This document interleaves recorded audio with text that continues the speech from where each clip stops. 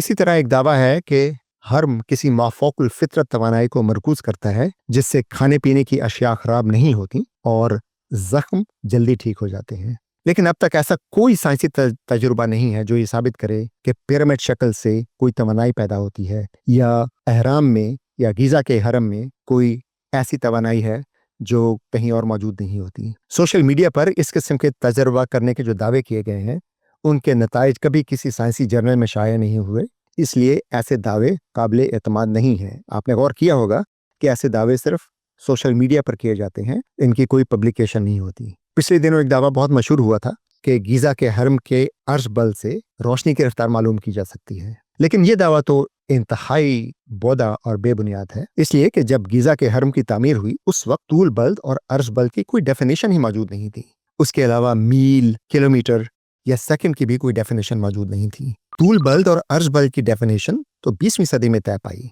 अर्श बल की वैल्यू 0 से 90 डिग्री तक होती है, लेकिन ये एक आर्बिट्ररी फैसला है, यानी इंसानों ने किया है, और अगर इंसान चाहते तो इसे 0 से 100 डिग्री या 0 से 180 डिग्री भी कहा जा सकता था, और अगर ऐसा किया जाता तो जाहिर है कि हरम के अर्श बल की वैल्यू मुख्तलिफ होती। उसके अलावा ये भी ज़हन में रखिए कि गीज़ा का अर्श बल जो कि 29.9792 है, एंड उसी अर्श बल पर अमेरिका के शहर ह्यूस्टन का एयरपोर्ट भी है। लेकिन अब आप सोचिए कि एयरपोर्ट के बारे में कभी ऐसा दावा नहीं किया जाता कि उसका अर्श बल रोशनी की रफ्तार के बराबर है, क्योंकि सब जानते हैं कि यह महज एक इत्तेफाक है। फिर ये भी देखिए कि रोशनी की रफ्तार किलोमीटर्स में 2,99,792 किलोमीटर फी सेकंड बनती है, लेकिन अगर हम मीलों में करें तो ये रफ्तार 1,86,282 मील फी सेकंड बनती है। और उस जमाने में जाहिर है कि किलोमीटर का कोई तस्वर नहीं था और ना ही मील का तस्वर था, तो ये दोनों यूनिट्स बहुत बाद में डिफाइन हुए, इसलिए इनका किसी भी इलाके के अर्श बल से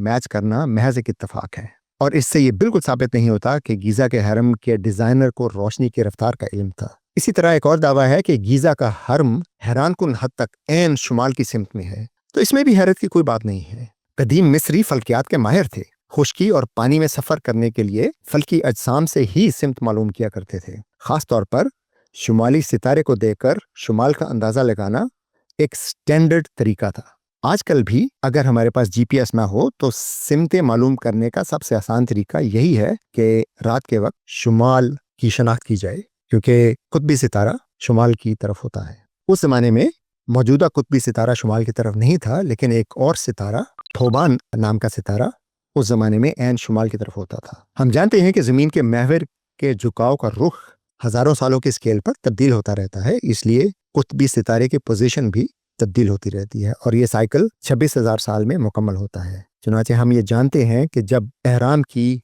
तामीर हो रही थी उस जमाने में तोबान नामी सितारा शुमाल की तरफ था, और उसे देखकर ही हरम की सिमत का तयन किया गया था। कुछ लोग ये भी दावा करते हैं कि गीज़ा का हरम किसी माफौकुल फितरत मटीरियल से बना है, जिसकी वजह से हरम में तापकारी बहुत कम है और कॉस्मिक शुआएं हरम में दाखिल नहीं हो सकती।